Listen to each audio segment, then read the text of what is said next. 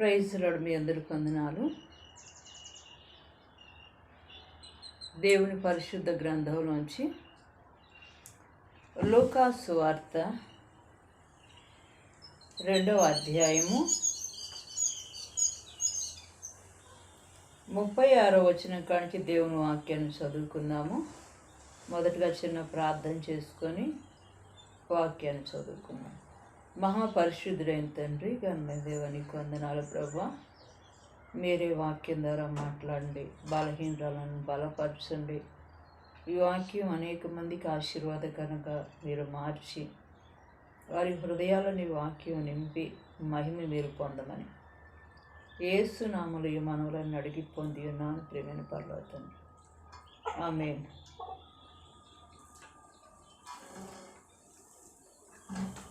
మరియు ఆషేరు గోత్రికురాలను ఫనూయేలు కుమార్తె అయిన అన్న అను ఒక ప్రవక్తి ఉండెను.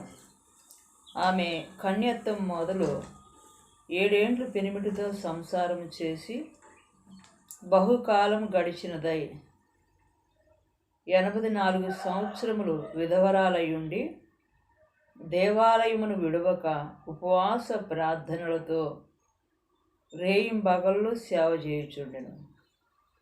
ఆమె కూడా ఆ ఘడియలోనే లోపలికి వచ్చి దేవుణ్ణి కొనియాడి యెరూషలేము విమోచన కొరకు కనిపెట్టుచున్న వారందరితో ఆయన గూర్చి మాట్లాడుచుండెను.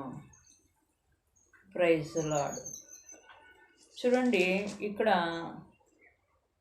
ఈ వాక్యంలో ఆషేరు గోత్రికురాలైన అన్న, ఆమె పెనిమిడితో 7 సంవత్సరాలే కాపురం చేసింది. 7 సంవత్సరాలు సంసారం చేసి బహుకాలం గడిచిందై 84 సంవత్సరాలు విధవరాలైందంటండి. విధవరాలుగా ఉంది. కానీ ఆమె దేవాలయాన్ని విడిచిపెట్టలేదండి. హల్లెలూయా.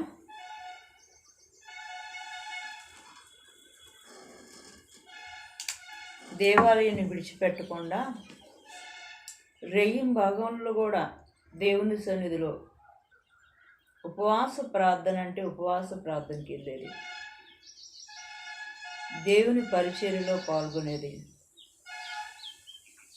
కొంతమంది భర్త లేకపోతే పరిచర్య చేయటానికి అమ్మో చూసేవాళ్ళు ఏమన్నా అనుకుంటారేమో, భర్త లేడు కదా, దేవుని మందిరానికి వెళ్ళామనుకోండి మనల్ని ఏదైనా అనుమానిస్తారేమో, ఎవరైనా నిందలు వేస్తారేమో అని చెప్పి కొంతమంది దేవుని మందిరానికి వెళ్ళటానికి కూడా వెళ్ళరు, పరిచర్యలో పాల్గొనరు. ఇది ఒక మాట చెప్తారు, నన్ను ఏమన్నా అంటారేమో జనం అని చెప్పేసి నేను అందుకే రావట్లేదు అంటారు. కానీ ఈమె కన్యత్వం మొదలుకొని చూడండి 84 సంవత్సరాలు వరకు కూడా దేవాలయాన్ని ఏం చేసిందామె విడవక దేవుని సన్నిధిలో ఉపవాస ప్రార్థనలో జాగరణలో దేవుని పని చేయటంలో ఎంతగా ఆమె పాల్గొందో, ఎంతగా దేవునికి సేవ చేస్తుందో. ఉపవాస ప్రార్థన అంటే వెళ్ళరు చాలామంది. ఎందుకు, ఆదివారం ఆరాధనకైతే వస్తాం కానీ ఉపవాస ప్రార్థనలో అయితే ఎక్కువసేపు గడపాల్సి వచ్చింది, ఉపవాసం ఉండాల్సి వచ్చింది. కాబట్టి మేము ఉండలేము. అసలు ఉపవాస ప్రార్థనలో నువ్వు ఆ ప్రార్థనలో పాల్గొంటే ఎంత శక్తి వచ్చిద్దో నీకు.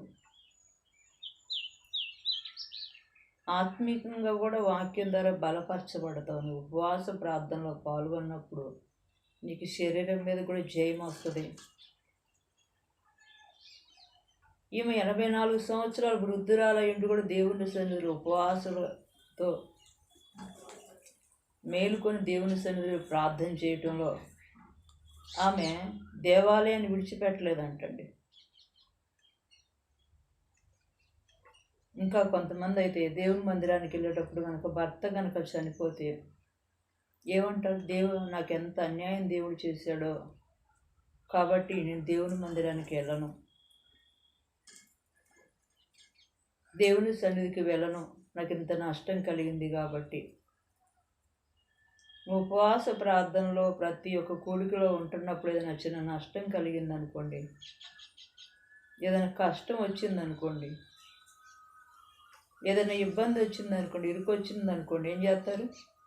నేను ఇంత ప్రార్థనలో ఉంటున్నా, నాకు ఎందుకు ఇన్ని సమస్యలు వస్తున్నాయి అని చెప్పేసి ప్రార్థనకి వెళ్ళకుండా ఆగిపోయేవాళ్ళు ఉన్నారు. కానీ ఏమో చూడండి, విధవరాలు అయింటి కూడా దేవాలయాన్ని విడిచిపెట్టలేదు, ప్రార్థన మానలేదు, ఉపవాసాలు మానట్లేదు, దేవుని సన్నిధిలో గడుపుతూ దేవుని పరిచర్య చేస్తుందండి, దేవాలయాన్ని విడిచిపెట్టట్లేదు. ఈరోజు నీ భక్తి ఆ విధంగా ఉందా? దేవునికి సమీపంగా నీవు ఉన్నావా?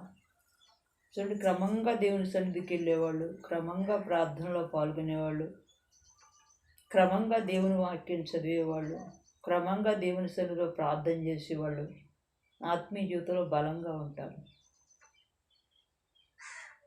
కాబట్టి అలా ఎవరైతే దేవునికి సన్నిధిలో బలముగా ఉంటారో వారు దేవుని కొరకు వాడబడతారు.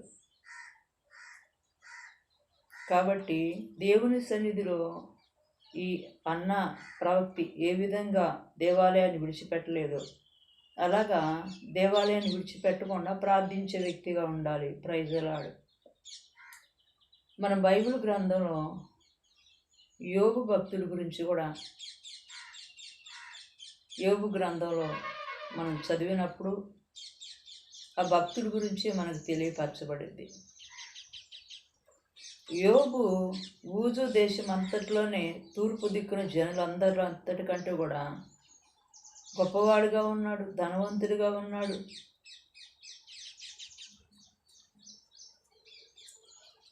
యోబు యథార్థవంతుడిగా ఉన్నాడు, న్యాయవంతుడిగా ఉన్నాడు, దేవుని యందు భయభక్తులు కలిగి చెడుతనాన్ని విసర్జించిన వ్యక్తిగా ఉన్నాడు.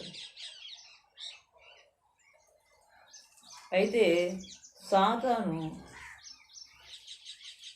దేవుణ్ణి ప్రేరేపించడం జరిగింది. ఒకసారి దేవదూతలు ఆరాధన చేస్తూ ఉంటే సైతాను కూడా వెళ్ళింది. అక్కడ దేవుడు గమనించాడు, నువ్వు ఎక్కడి నుంచి వచ్చావంటే భూమి మీద అటు ఇటు తిరుగుతూ వచ్చాను నేను అని చెప్పింది అపవాది. ఏం చేస్తుందంటే అపవాది భూమి మీద అటు ఇటు తిరుగుతూ వచ్చానన్నప్పుడు, నా సేవకుడైన యోబు గురించి ఉన్నావా? అతను యథార్థవంతుడు, న్యాయవంతుడు, దేవుని యందు భయభక్తులు కలిగి చెడుతనాన్ని విసర్జించిన వాడు అని దేవుడు ఆ మాట అన్నప్పుడు సాతాను అంటది, ఏ ఊరకనే యోబు దేవుని యందు భయభక్తులు కలిగిన వాడు అయ్యాడా? అతనుకున్న ఆస్తిని తీసి అంటే సరే అని చెప్పేసి అతని ప్రాణం మీద మాత్రం అధికారం ఇవ్వకుండా అతని ఆస్తి తీసేయమన్నప్పుడు ఒక్క రోజులో అతనుకున్న ఆస్తి అంతా 10 మంది పిల్లలను చంపేసింది, ఆస్తి అంతా పోయింది. పోయినప్పుడు కూడా యోబు నోటి మాట చేత కూడా పాపం చేయలేదంట. యెహోవా ఇచ్చాడు, యెహోవా తీసుకున్నాడు, యెహోవా నామముకు స్తుతి కలుగునుగాక అన్నాడు. అయితే ఆ తర్వాత శరీరానికి రోగం పెట్టింది. భార్యను ప్రేరేపించి భార్య ద్వారా కూడా మాట్లాడింది, ఇంకనూ యథార్థత వదలకుండా ఉంటావా? దేవుణ్ణి దూషించి మరణం కారాదు, ఇంకా యథార్థత, దేవుడు, భక్తి, ప్రార్థన ఇదంతా ఏంది? ఇన్ని నష్టాలు జరుగుతుంటే మనకి ఇలాంటి మాటలు వినపడతాయి.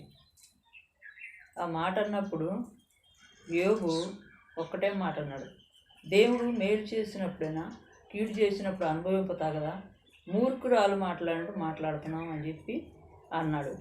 అయితే యోబు తన భక్తిలో మార్పు రాల.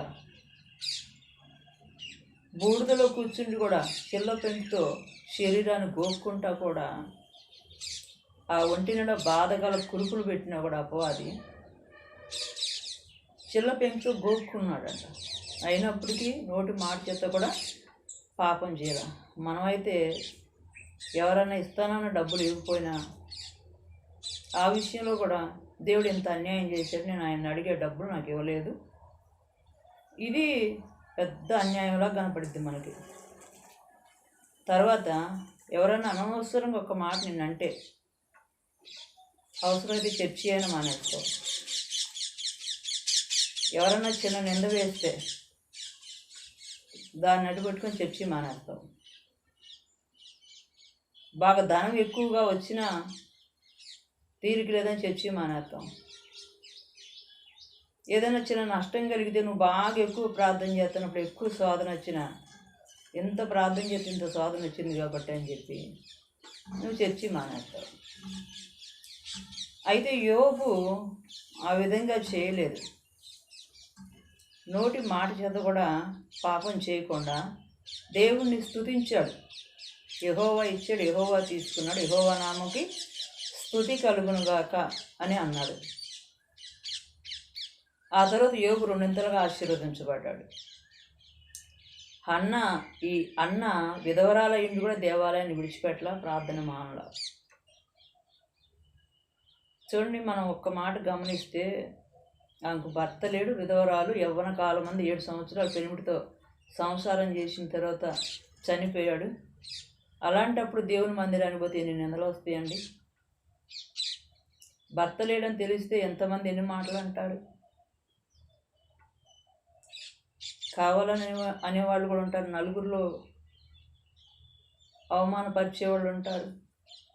కానీ దేవాలయాన్ని విడిచిపెట్టలేదండి, ఏ కారణం చేత కూడా విడిచిపెట్టలే. రెయ్యం పగళ్ళు కూడా దేవుని సన్నిధిలో ఉంది. నువ్వు రెయ్యం పగలు దేవుని పరిచయం చేస్తావా? ఎవరన్నా మధ్యలో ఒక మాట అంటే చేసే పరిచయం ఇలా వదిలిపెట్టిపోయేవాళ్ళు కూడా లేకపోలేదు. ఈ కన్యత్వం మొదలుకొని 84 సంవత్సరాల వరకు అలా నమ్మకంగా ఉంది. కాబట్టి యోబు కూడా నష్టం కలిగిన, మరి కీడు వచ్చినా ఆయన భక్తి మారలేదండి, యథార్థత మారలేదు. కాబట్టి మనం ఎలాగున్నాం, మన భక్తి ఎలాగుంది? యోబులాగా రెండింతల ఆశీర్వాదం పొందుకునే వ్యక్తిగా నీవు ఉండాలి అంటే నోటి మాట చేత కూడా పాపం చేయకూడదు. కొంతమంది నోటిని స్పీడ్గా వదిలేస్తారు మాటలు, మళ్ళీ దేవుని మందిరానికి వెళ్తారు, ప్రార్థన చేస్తారు, నోటికి కళ్యం ఉండదు నోటికి. కాబట్టి దేవుని మాటలో మనం ఎప్పుడు కూడా వినేవారుగా, వినుటకు వేగిరపడేవారుగా, మాట్లాడుటకు నిదానించేవారుగా, కోపపడుటకు నిదానించేవారుగా ఉండాలి. అక్కడ యోబు నోటి మాట చేత కూడా పాపం చేయకుండా మూర్ఖురాలు మాట్లాడే కానీ ఇంకా అక్కడ ఇద్దరు వాదనలు ఆడుకుంటా చావచేపల గొడవలు అవుతూ ఉన్నాయి అక్కడ. అందుకని కోపాన్ని మానాలి, ఆగ్రహాన్ని విడిచిపెట్టాలి. యోబుకు మళ్ళీ నోటి మాట చేత కూడా పాపం చేయకుండా దేవుని సన్నిధిలో స్తుతించే వ్యక్తిగా ఉండాలి. అన్నాకు మళ్ళీ దేవుని సన్నిధిలో ప్రార్థన విడవక, దేవాలయాన్ని విడవక, ఉపవాస ప్రార్థనలో పాల్గొంటూ దేవుని సన్నిధిలో బలముగా ఆత్మీయతలో ఉండే వ్యక్తిగా ఉండాలి. అప్పుడు నీవు దేవునికి సమీపంగా ఉండే వ్యక్తిగా ఉంటావు. ఇగో యోబుకు మళ్ళీ రెండింతల దీవెన పొందుకునే వ్యక్తిగా నీవు ఉంటావు. Praise lord. ఈ మాటల దేవుడు దీవించును గాక. మీ అందరికీ